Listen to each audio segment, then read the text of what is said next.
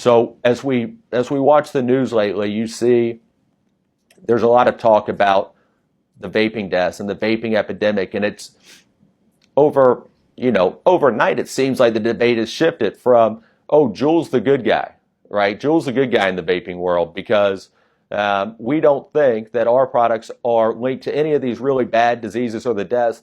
And if they are, well, let me just say this: if JUUL is implicated in any of them, then that's because somebody messed with our product and adulterated it, and it can't be us. Well, my answer to that is we'll see, right? Maybe.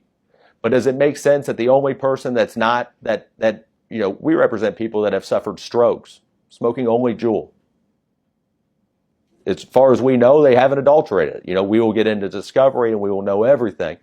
But we know that people have suffered serious, serious injuries while using JUUL. We know that what the beginning signs are showing is that there is fibrosis of the lungs. And if you know what cirrhosis is of the liver, where, over a long time of drinking, you start to get scar tissue. The same thing is happening with the lungs. Scar tissue is building up in 18-year-olds and 19-year-olds. And they go to see the pulmonologist and they say they have the lungs of a 65-year-old, a 65-year-old smoker. That's how bad the damage is being done. The litigation that started right now, here's my worry about it. We're involved heavily in the JUUL litigation. But it's making sure that we prepare for the future. We have addicted now, probably 3 million youth. People that would never have smoked, are now addicted to nicotine. They're going to have to get off nicotine, or they're going to continue to use it. They're going to have long-term health problems that we don't know what they are yet. We just don't. JUUL's only been on the market for 4 years. What they're doing, and JUUL actually moved to have this litigation centralized. It wasn't, generally what happens is they start fighting a bunch of battles on a different fronts, and the plaintiffs will move and say discovery needs to be consolidated, or the defendant will say there's too many, there's 20, there's 100. We can't be forced to fight all these different battles. When JUUL moved to centralize this case, there were only 5 cases throughout the country. It's kind of unusual, in my opinion, that they would move to centralize at such an early stage in the litigation. And my thinking is, and our goal is to not to allow this to succeed, but my thinking is when they look at tobacco made one big mistake, right? One really, really big mistake. They try to cover it up for 50, 60 years. They try to cover up their knowledge that it was bad for 50 or 60 years. And they go, look, we don't want to put these warnings on it, these cancer warnings. God, what will that do to sales? If we tell people this can kill them, what will that do? They'll stop buying it. Well, what's the lesson we learned?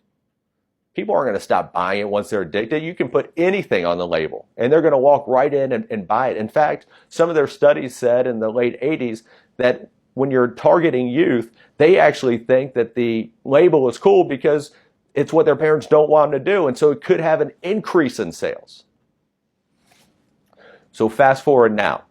Tobacco gets hit billions and billions and billions of dollars of damages. Right? They're running ads all the time. Truth. We see those all the time about, how to avoid it.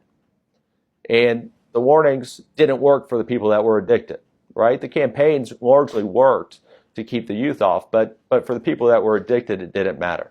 So in comes JUUL and says, what should we do? We've got a couple lawsuits.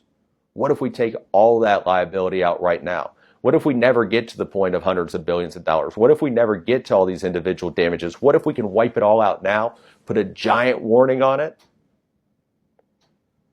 make a huge barrier to entry to anybody that wants to compete with us, right?